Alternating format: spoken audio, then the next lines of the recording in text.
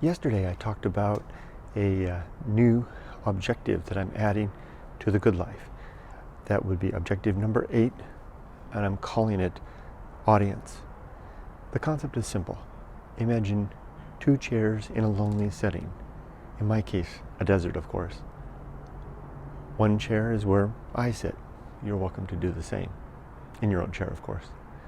The opposite chair is where whatever the object of my current attention resides, the thing that I'm thinking about, whatever it is that I'm allowing to occupy my attention and keep my focus. The purpose of this exercise is to purposely exclude all else, all other distractions other than the one thing, whatever's sitting in that chair. It's a very simple idea. And I kind of imagine a cordoned off area, some distance, maybe kind of back and to the right where I can kind of see with my peripheral vision. But all of the things that want my attention, all the little thoughts that I have and the little worries that pop up and the questions and the begging, insistent things that must be attended to, all of those things have to wait in that cordoned off area until whatever I'm attending to right now, I'm finished with it and it can move on and I can let something else come. It's a very, very simple idea, this concept of audience. And I think maybe it came about from watching The Crown and watching how the Queen of England will allow a little ring the little bell, and then her attendant will allow one person in to have an audience with the Queen and sit in the opposite chair and have some dialogue with her. And when she's done, she'll ring the bell again or push the buzzer, and off they'll go. It depends on which palace she's in, whether it's a buzzer in Buckingham Palace and maybe a little bell to ring in Kensington Palace, whatever the case. The Queen has a way of controlling those who wish for her attention. So too am I trying to control how I attend to the world. So I had an interesting experiment last night. I tried something interesting. For me, the very toughest part of the day is the early morning. And it's funny, just a short aside, it's funny how we have to watch what we ask for. One of the main reasons that I wanted to come back to America was that I did not feel very challenged in Japan as an English teacher, as an ALT. It's very simple work, at least as far as I was doing it. When I tried to expand and do things, I was mostly, I was hit by walls. There's just a way to do things. Your job, Kurt, is just to, this is a book, speak out loud. Sometimes I would call myself a tape recorder in a sort, right? Believe me, there are days that I wish I could go back to that. So came back to America, resumed my career in IT, and got more than I was looking for. But I'm very, very grateful for it. I'm grateful for the chance to test myself and to rise, to improve my career, to become better at what I do, to rise the career ladder. And of course, I like the money better too. And all those things. And what I really like is the way that I'm really securing my retirement, so to speak, through various means. Much better than I think I could if I'd stayed in Japan. But all that aside, let's come back. The price, one of the prices that I pay for that is that I suffer from morning anxiety related to work. Typically, this begins not in the morning, but in the night, on Sunday night, typically. And my wife suffers the same thing, where I begin to think about and catalog all the things that I have to do the coming day. And then what typically happens is that in the morning, I wake up at 5:50 every morning, and then I get up, I take my dogs for a long walk, make breakfast, and start work. I do a couple other things too. But that hour from 5:50 to 7:30, which is when I have my first meeting every morning, is hell. It really is just a moment. I see some people coming. It really is quite a difficult thing to get through sometimes. And that has mostly to do with the anticipation of all the things that have to be done. They crowd in front of me. They crowd around my mind. They cluster, and they bark and beckon, and they demand. They want me, they press me to make decisions, to reflect on the day, and to prepare, largely to address the to assuage the anxiety that is coming, and it causes it's like trying to like, as they say, well, I don't want to use that old analogy. A huge dose of the thing that I'm trying to avoid, which I'm doing to try to avoid the thing that I'm suffering from. Let that car go by. So, and I've suffered from this for a long time, essentially since I came back to America. You know, the mornings, Monday through Friday mornings are the hardest time of the day, for sure. In particular, Monday mornings, in particular after a long weekend, after a holiday like I just had. So, I want to give you a report. I've been working for a couple of weeks now on a way to address this, utilizing the principles of the good life. And I came up with, as I mentioned in yesterday's video, the new objective of audience, which is literally a mental envisioning of a chair in front of me, where everything that wants my attention has to take its turn sitting at that chair, one thing at a time, and then off it goes. And then I can also keep that chair empty by focusing on, old technique, focusing on my breath and other things. So I told Yumiko we talked about this over the weekend. I shared with her about this, and I've been trying it over the weekend a little bit, but it wasn't fair to try it over the weekend, because weekend is weekend, right? So what if you can manage stress and anxiety over the weekend? It's Monday morning, at least for me, that is the real test. There's more to the story. My anxiety doesn't begin at 5:50 a.m. It begins typically around 3 a.m. Sometimes a little sooner, sometimes a little later. When I wake up and find myself, nudged awake by the first of those precursor thoughts that starts to come up, thinking, okay, what are my meetings? I'll even grab the phone and bring up my agenda, even though I've already known it. I looked at it last night, the night before. I look at all the meetings that are coming up. I have typically at least 5 meetings a day, sometimes 7. And look at all the meetings, and have I got everything planned out? Am I ready to attend to all of these things? And then that just kicks off a whole thing, and I'll lay there and spin in bed for on and off with sleep for the next 2 hours until you wake up hardly feeling rested and begin the day. So I tried something last night. Granted, it's just been one night. When I went to bed, I told myself that when my consciousness arises from unconsciousness, that I'm going to demand an audience. I'm going to demand that those things that want my attention have to take their turn.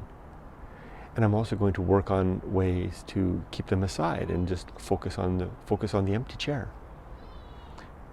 And I can remember at least 5 times from about 3 a.m. to 5:50 that I kind of, began to arise from sleep. Never opened my eyes, but kind of just got a little bit up there, and I could think of something, and I could picture in my head the desert landscape. In fact, I didn't use chairs.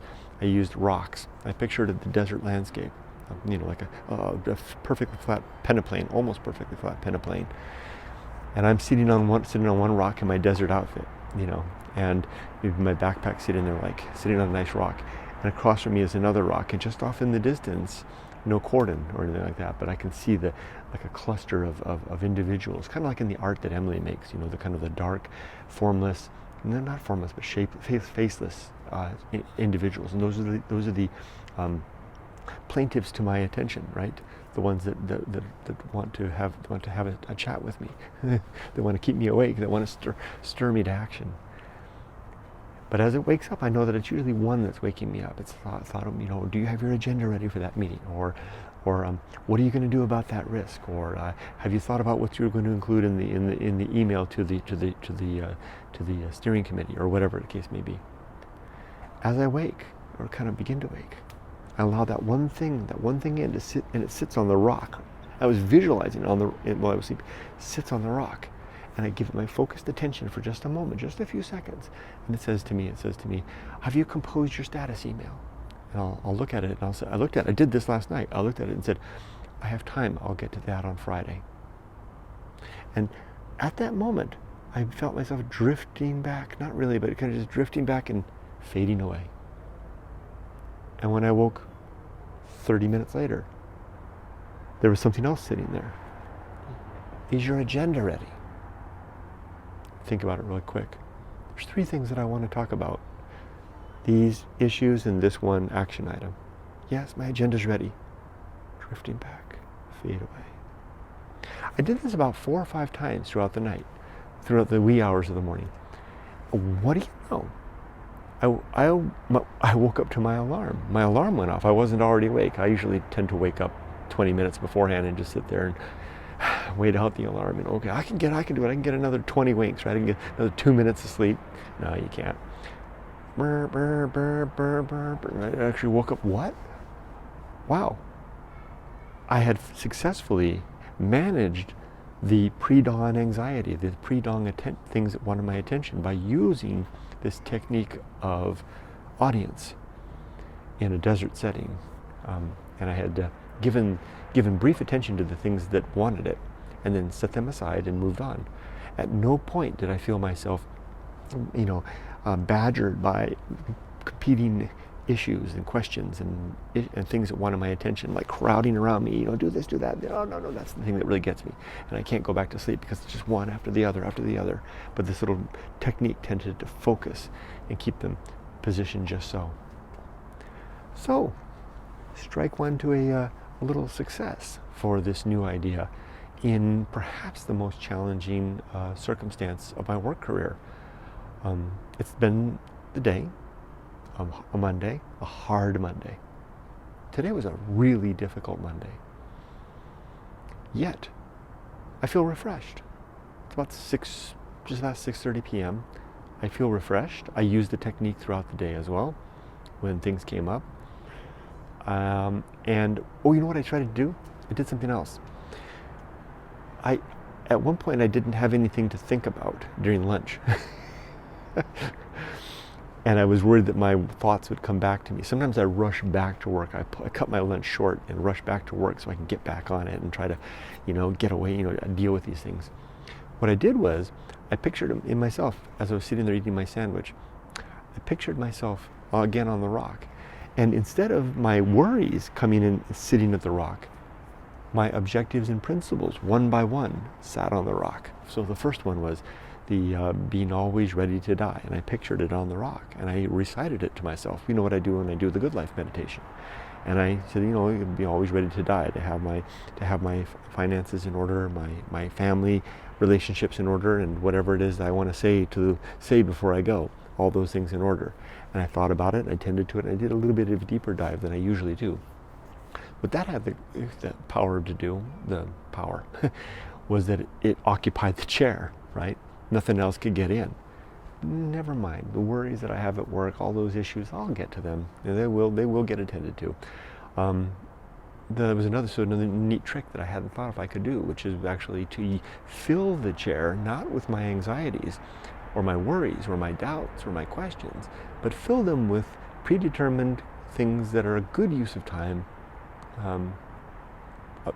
things that I want to think about.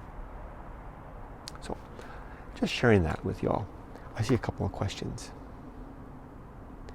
Inglenese says, "Hi Kurt, hope you are well.